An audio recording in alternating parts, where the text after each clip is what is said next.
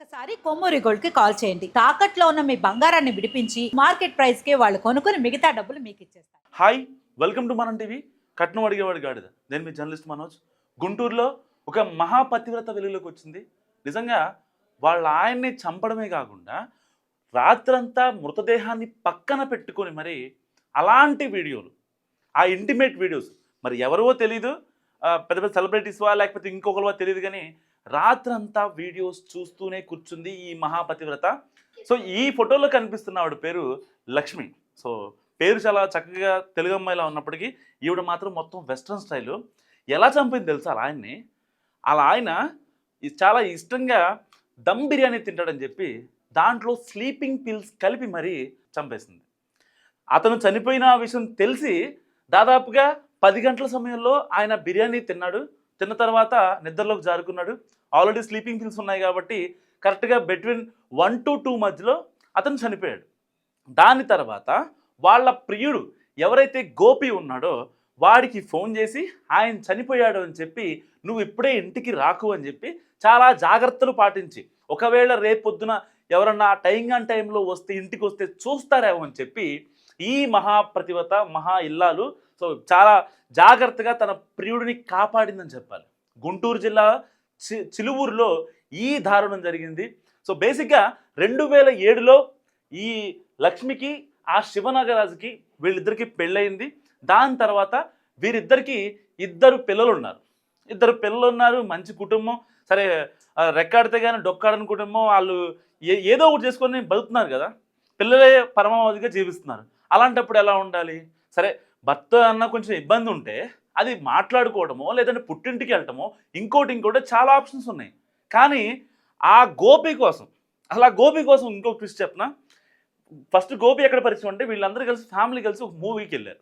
ఆ గుంటూరు జిల్లా నరసరావుపేట దగ్గర వెళ్తే అక్కడ టికెట్ కౌంటర్లో గోపి పనిచేస్తున్నాడు.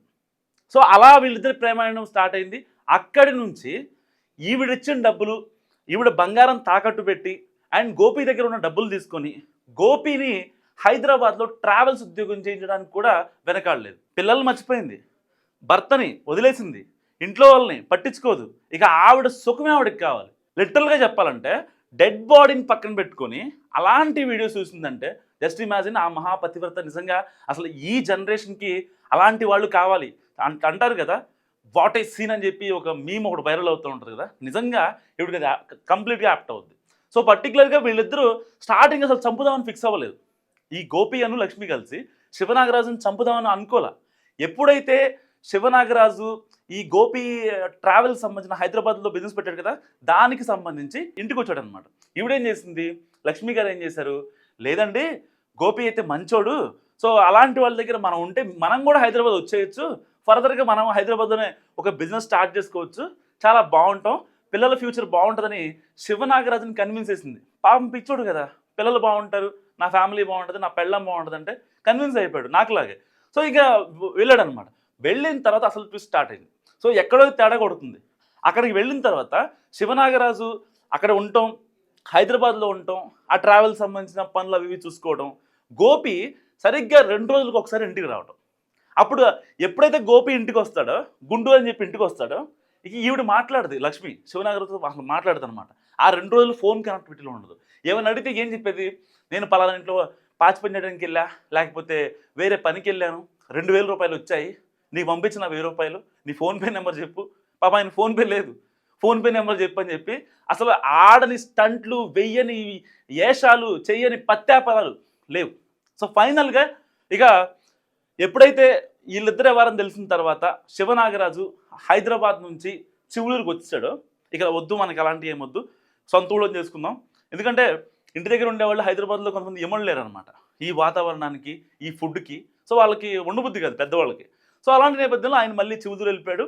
ఏదైనా సరే మనం బతుకుదామని చెప్పి చాలా కరాఖండిగా చెప్పాడు లక్ష్మికి. అయినా లక్ష్మి ఏమాత్రం వినలా. అసలు నీకు పిల్లలంటే లెక్కలేదా, నేనంటే లెక్కలేదా, మన ఫ్యామిలీ మంచిగా ఉంటూ నీకు ఇష్టం లేదా, పచ్చగా ఉండొద్దా మనం, ఎందుకు ఇలా గొడవలు చేస్తున్నాం, పోనీ తాగేటోడా వచ్చి కొడుతున్నాడా, అత్తలు ఏమన్నా రాచి రంపాన పెడుతున్నారా, పిల్లలు ఏమన్నా ఇబ్బంది పెట్టేవాళ్ళ, మంచి సంసారం, మంచి కుటుంబం.